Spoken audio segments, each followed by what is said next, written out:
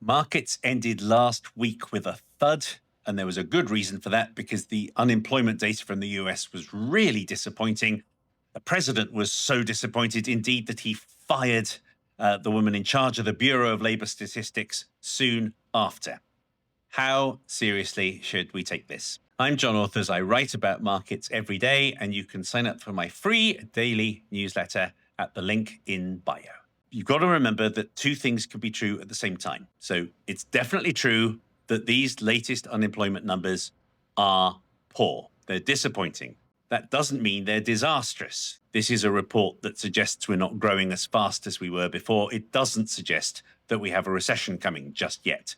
Indeed, it could almost be good news for the president because it raises the chances that the Fed will have to cut interest rates. But it was ever thus. The pandemic actually made it much harder to collect data because people got out of the habit of answering questionnaires.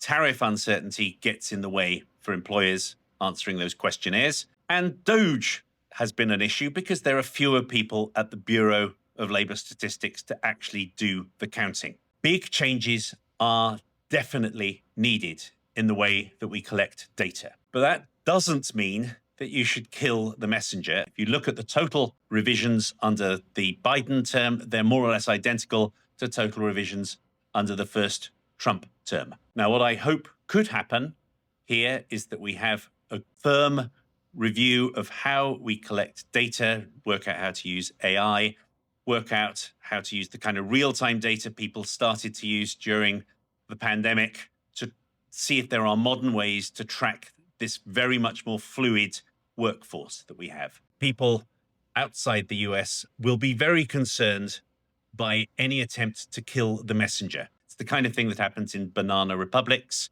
This could be an example of bananification, at least in the eyes of the rest of the world. The other thing that concerns me is that ever more players are going to produce data. That's probably a good thing, but it also contributes to confusion, and it also makes it much easier for malign actors to produce fake news. And finally, the great concern I have is that nobody good is going to want to do this job. You're just going to look like a political hack.